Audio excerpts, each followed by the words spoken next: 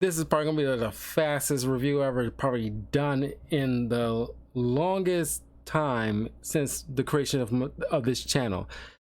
But yeah, Secret Invasion just wrapped up. Before we get into it, please like and subscribe, hit that notification bell if you're watching this on YouTube.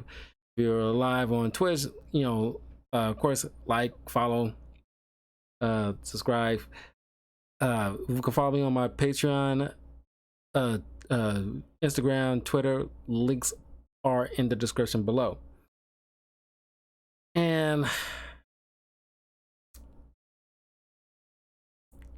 like whenever by the time the end of phase 5 come up, I know exactly where I'm going to place this. This is going to probably be, I can't put any higher than a D. It was either going to be like a C or a D, because the first 2 episodes were pretty solid of Secret Invasion, but after that it was just like kind of so.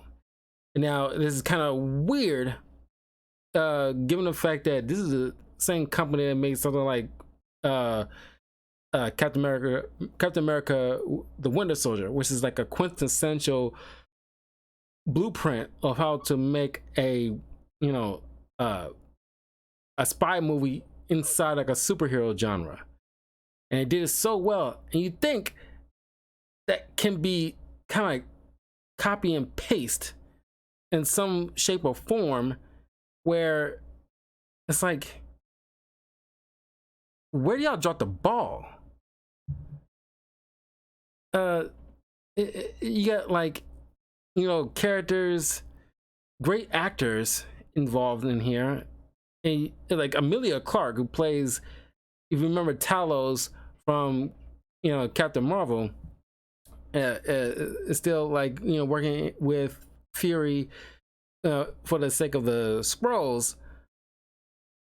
And of course, his daughter, Gaia, who became disillusioned because not too long after the events of Captain Marvel, we got a bunch of refugee Skrulls on Earth, and Fury's promising them like, hey, we'll do everything in my power to try to find you a new home, but in the meantime, you do me a favor and help me protect this one from outside possible threats, which I think is a good a creative idea, to it being the Skrulls that give so much intel and put, as Talos points out in a couple of episodes later, that he, if it wasn't for them, he wouldn't be in the position he is.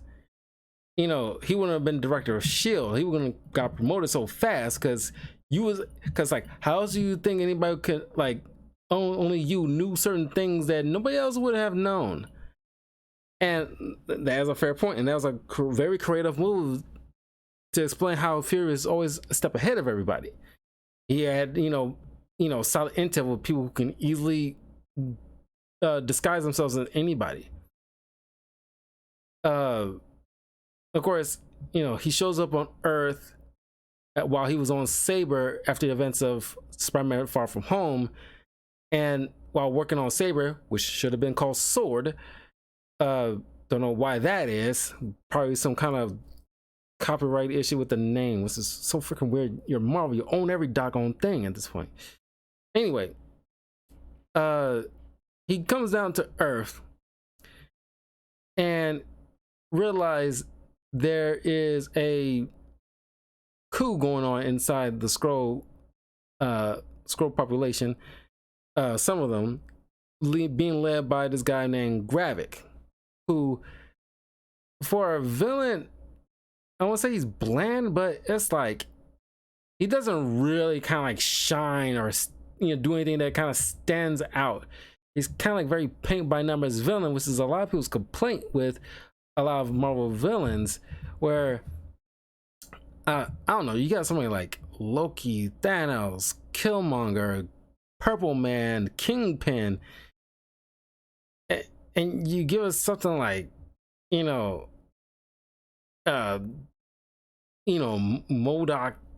and you know uh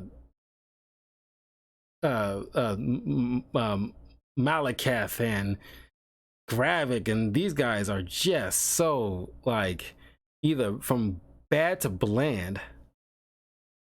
And as an actor been in some stuff apparently. As a matter of fact, he just recently was saw in like the Barbie movie. I didn't see the Barbie movie, like nor Oppenheimer. I probably watch Oppenheimer when it comes out on streaming, but like I like Nolan fine, but it's just like you know there's movies that like you know uh unlike the Batman movies, the other stuff like Inception, like I can easily watch on TV. It's like I don't know. It's just Nolan's not like my go-to director like that. I like him fine, but it's just like his stuff was great, but not. I gotta rush out to the theater to go see his stuff. But I'm definitely not really interested in the Barbie movie. I heard it's fun, but also kind of very uh preachy in some cases, but still the fun kind of from what I hear so outweighs that a bit. But anywho, so Gravik has a grievance which over the years has been like 30 years since the events of Captain Marvel, where it's like Fury didn't keep his promise, where he was stuck here for so long, where it's like, you know what, we've been doing his dirty work all this time. He didn't live up to his end of the bargain, which, in all fairness, kind of right. It was like you still in a way kind of in contact with Carol Danvers, especially after the whole situation with in the events of Endgame. You could have like, hey, while he was out there, at any point did you find some kind of empty planet, or at least interwoven that into the narrative, where it's like, yeah. And telling Gravik, look, I spoke with Carol every so often, and she hasn't found an empty planet that didn't already have other inhabitants on it, or like a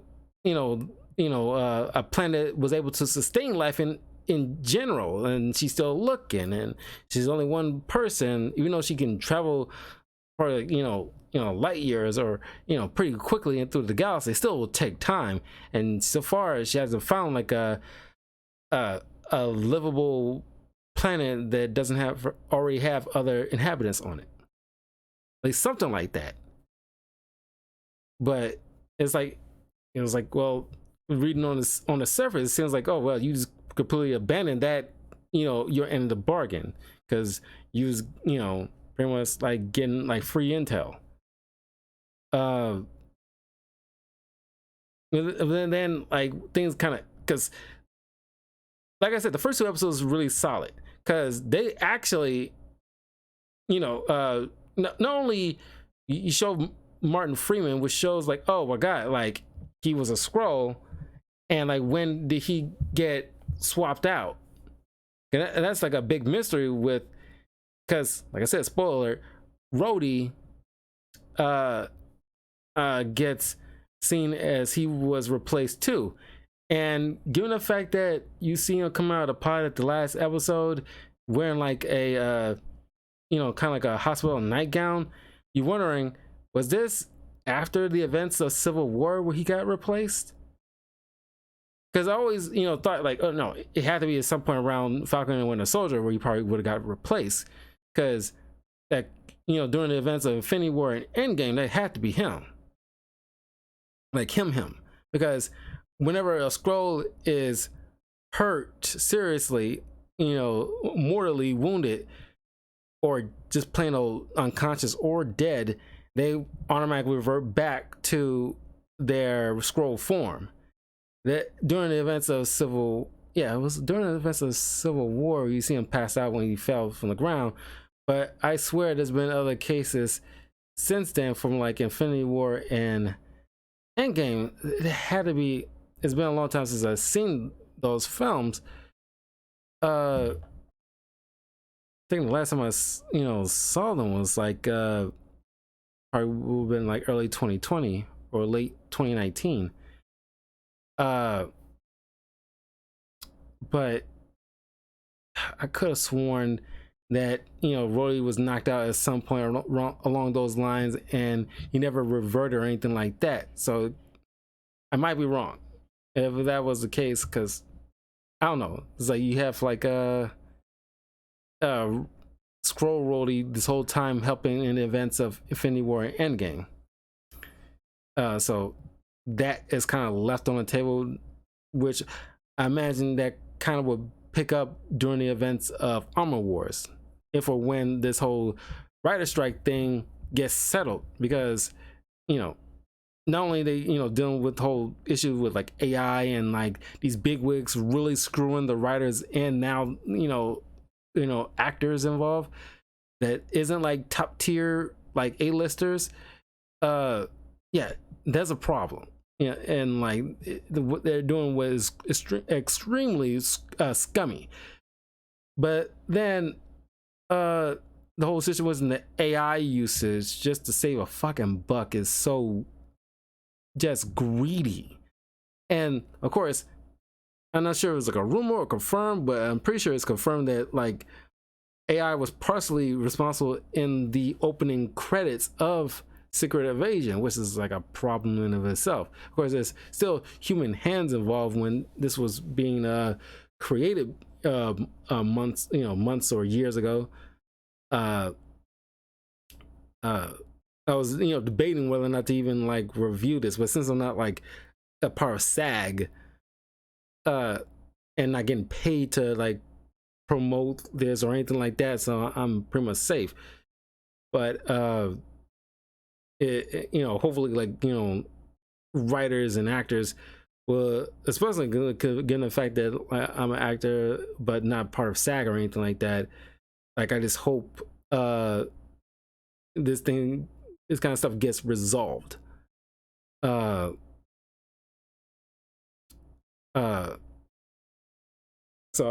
I have no skin in the game for like, you know, the overall grand scheme of things, but and this stuff was been set up long before this whole strike thing even got popping. So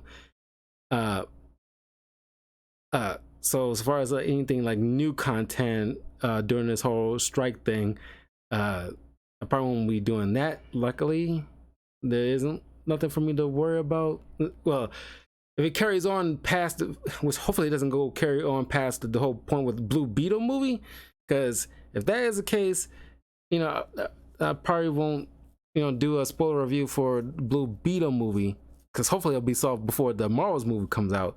But I'm not sure about the Blue Beetle movie, because that's like at least a few weeks away from now. So if the strikes still carry on past that point, there won't be any Blue Beetle spoiler reviews. Just so you know. And by the time the whole strike resolved, then I'll start doing a review for that. But I just thought I'd punt that out. Anyway, so the beyond like the whole Martin Freeman being like a Skrull imposter, because I forgot the character's name, you know, so I'm just calling him Martin Freeman. But then the first episode ends with Maria Hill getting shot and died, and next episode was showing her funeral and everything like that. It was like, wow, we're going there. I was like, oh, they are making it permanent, because this is kind of screwy. Because up until the last episode, the end credits will have like special guest Kobe Smulders. Like, why you have that up when clearly she's gone? So you shouldn't even have her name in the credits anymore. But you making it seem like, oh, she's gonna still be there. She's gonna come back in some capacity. But no, that ain't the case.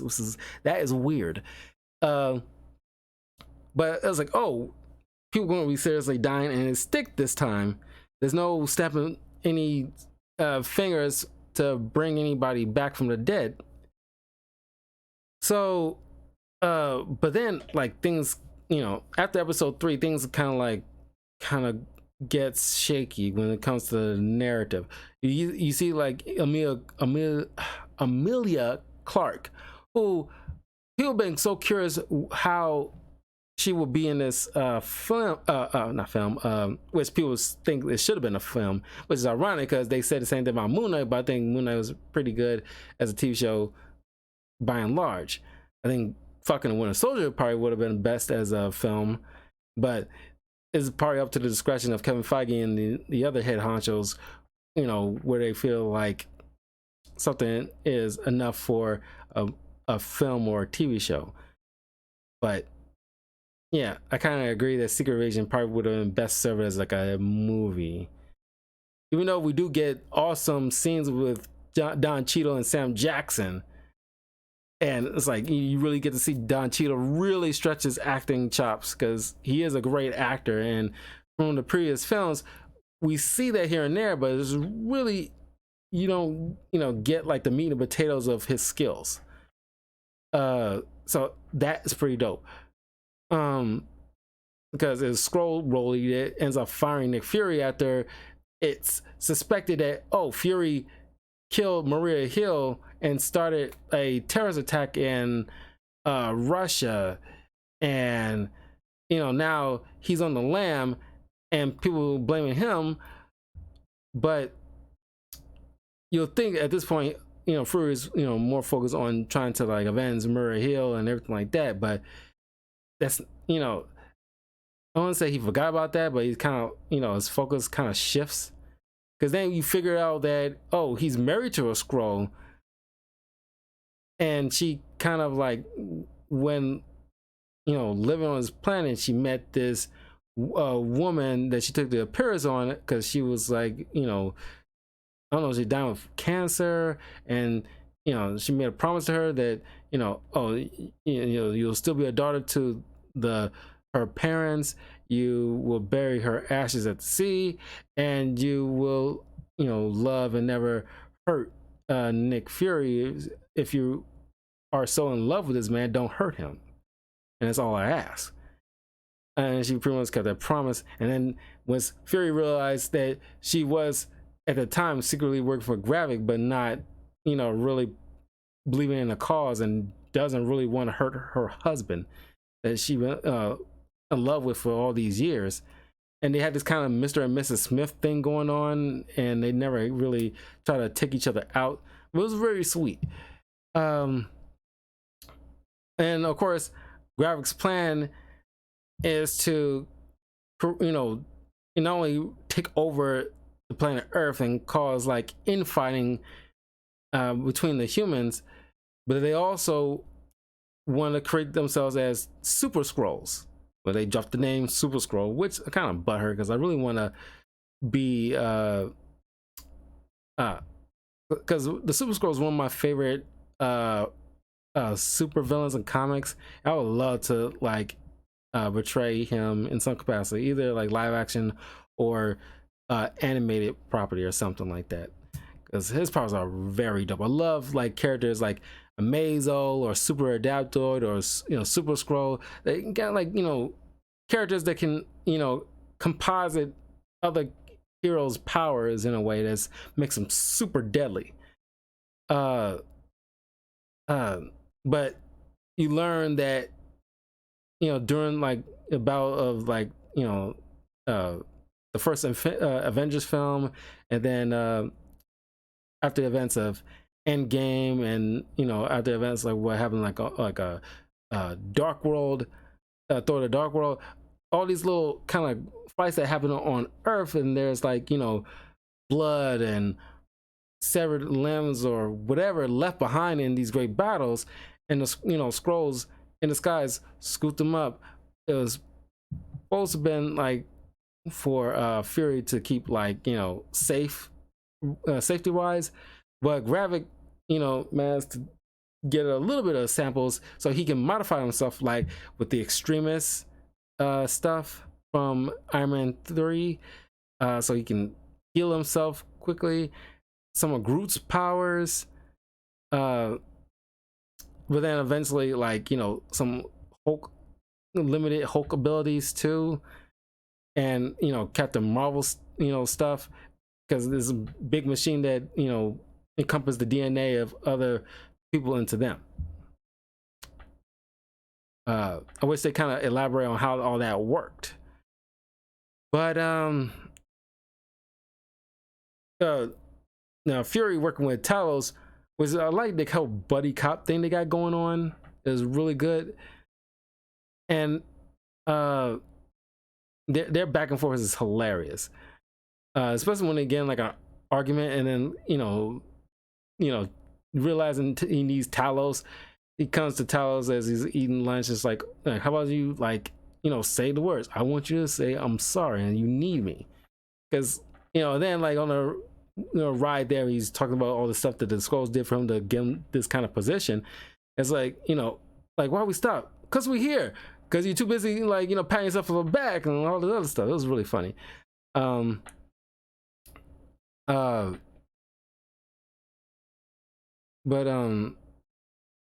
Gravik slowly but surely starting to like get everybody else on his side of things. Well, a few Skrulls like really don't want to get, do this because it's really effed up. But this guy is, clearly he's like off the deep end and very radical, very cult-like situation. Really, won't hesitate to turn on his own people on a dime. He's very self-fulfilling.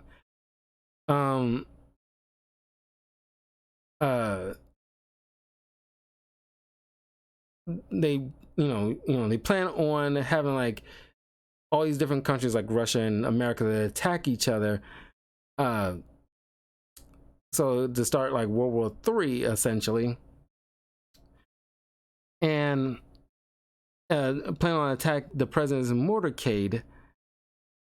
Talos and Fury stop that and save the president, but in the process, Talos gets murdered by Gravik, which his body is left there, and you'd think like seeing that all these human soldiers will see that and raise a question about what the heck is going on or something like that, because Fury left him there because he had to save the president. He was priority. But like nobody stopped us, like, what the heck is this? Like, is this an alien? Like, what's going on? And taking them back to like not Area 51, but some kind of like secret base, and start questioning what the heck's happening, something like that. That never like really brought up. I was wondering if was that going to be the case in the next episode. Never brought that up, but somehow like Gaia and Fury's wife, I forgot her name, gets the body so they can give him like a proper Skrull burial. Then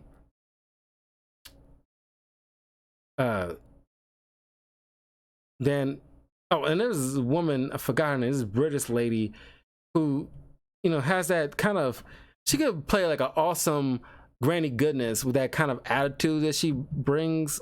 I forgot her doggone name. That's her doggone name, because she was funny and very like kind of lethal. Sonya Fosworth, played by Olivia Colman. Sonya was my favorite character out of the entire season, to be honest with you. She was hilarious. She like just willing like to torture people, and she does it with a smile on her face, and it's kind of like a very like granny type of vibe to her. But she's not old, but she kind of like a sweet auntie or something like that. But she's cut off like a Skrull's finger just to see like, oh, there we are. Now let's carry on, shall we? And it's that attitude. I love her. She was honestly the best part of the entire show, and kind of add some personality to this entire thing, because everybody's playing that same stoic attitude. Maybe not like Talos, and of course a few spurts here and there with Fury, but by and large she is the only one that really adding some kind of level of personality and liveliness to this kind of droll narrative that we've been on. And she seems like almost just as competent as Fury. It's like the Fury for MI6. uh uh and she later recruits Gaia in order to uh help protect the planet and everything like that, and but working at a different capacity than how Talos and Fury did it. It's strictly transactional and no friendship involved at all. But it's because Gaia, in disguise of Fury, tricks Talos into thinking like, oh, like I got this little vial of the essence of all the, Avengers, including Carol Danvers, and then, while inside, Talos thinks he's getting all the powers, but not realizing Gaia, a Skrull, is inside there until she, eventually transforms, and now they both have equal amount of power ish, but you see her, she also has like powers of Mantis. So she tried to put him to sleep, and then the way he dies is so unceremonious, where it's like, oh, one big light beam through the chest, and it's like, at the very least, take off his head with the light beam, because typically he's healing from a lot of stuff. So you don't think like a beam to the chest would probably cut it and like take off his entire head. But and then eventually, Fury and his wife go back up in space, because the word is like the Krees want to negotiate peace treaties and stuff like that for the Skrulls, with the Skrulls. And it kind of ends on a bittersweet note, because now that everybody knows the Skrulls have been impersonating people this whole entire time, the president pretty much call out an all-out, like almost as Fury would put it, like an all-out battle cry for vigilantes to come out and start attacking anybody they deem might be a Skrull. Like one guy who, this politician who, or like a news pundit or something like that, played by Shooter McGavin. If you know who that is, you know what I'm talking about. And somehow you got, armed vigilantes coming into this news studio live on air, shoot this guy. And it's like, Disney Plus people, they raised that rating for a reason. Thank you, Moon Knight. And then shoot this guy on live TVs. And of course he turns into the Skrull. So everybody sees. But then, of course, who they think is a Skrull, shoot on live camera, but doesn't change back. It was actually a person. And so things are going crazy. And it's kind of weird to just add that in the tail end of it all. And there's no post credit to this thing. And ever since like the third episode, it feels like, usually they kind of, every once in a while you get like almost an hour long episode to like 40 minutes here, or 38 minutes another one. But it seems like halfway through the episodes seem so short, and the last one is probably like the shortest, which is kind of weird. It's like it feels like they kind of want to wrap this up fast. I don't know what was going on behind the scenes, but man, this was kind of like a letdown in the grand scheme of things. I mean, not a letdown, it wasn't like the worst thing I've ever seen, but it's like it's just like, it's fine. It's just a fine thing at best. I mean, it's nothing to cry home about. That's why I was debating whether or not, like, how I would rank this when I go back to the YouTube tier listing when phase 5 ends. And I probably will have to, in all honesty, put it as like a D plus at best. It was, I don't want to say I didn't enjoy it, but man, there's parts that's really good, but it's kind of like getting overshadowed by stuff that's very blasé. God, it's like, man, I don't know what the heck went on. Like, it's probably like the tail end of the issue, because Kevin Feige and other people at the Marvel Studios are trying to do course correcting, because after the events of Ant-Man and Quantumania, they realized, wow, because people have been saying this ever since the start of Phase 4, because the only people talking about like superhero fatigue and like all these issues with Phase 4.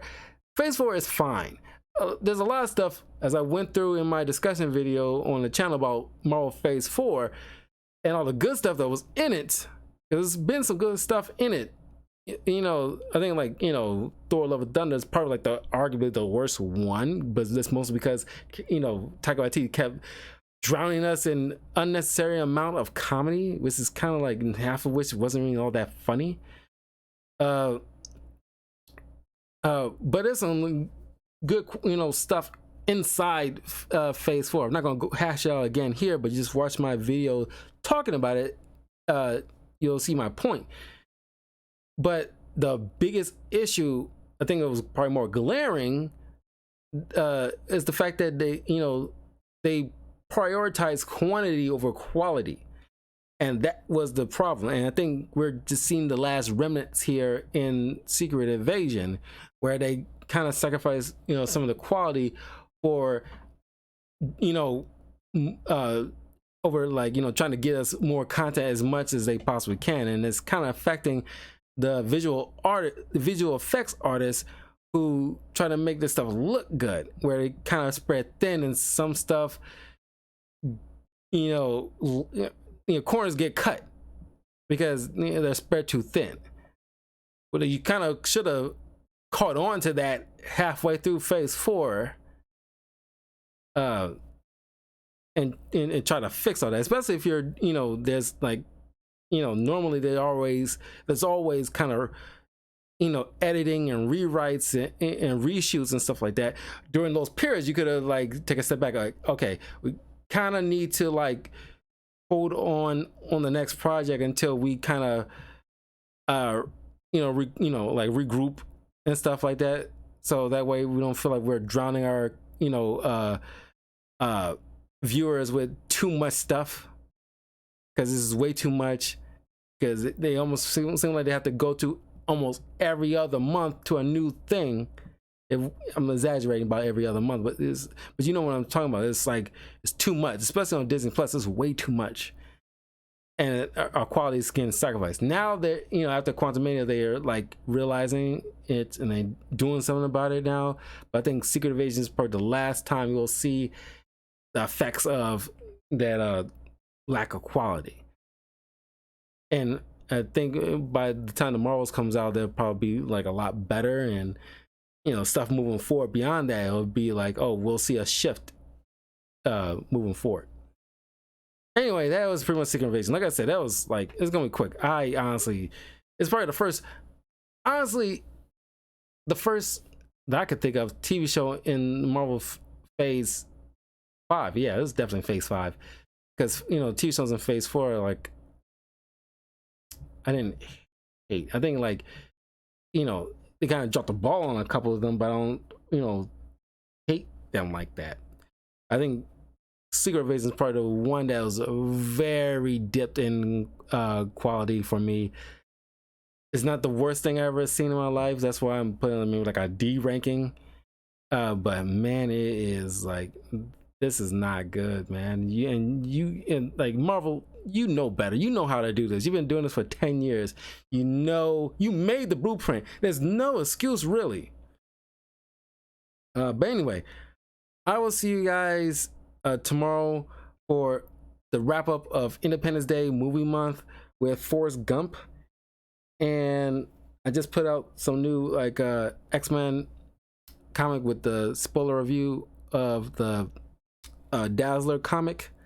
If you want to learn more about like the X-Men character Dazzler, I have that up on the YouTube channel, youtube.com/talkativecarl. And the next comic that I'll be reviewing is Psylocke, and I should maybe at, you know, some point next week. I can't really put like a date on it. Wolverine and the X-Men season, the only season they had, but it's a long one, so like it's gonna take me some time. But anyway, look forward to those. And I will get back to the scheduled kind of X-Men movies to review, which by next Thursday will be Logan, which I haven't seen since the movie theater. But, you know, it's probably fun to revisit it, especially after I just, you know, reviewed X-23 comic, which is on the channel. You can check it out as well. Anyway, I will see you guys later. Take care. Have a great night. Peace.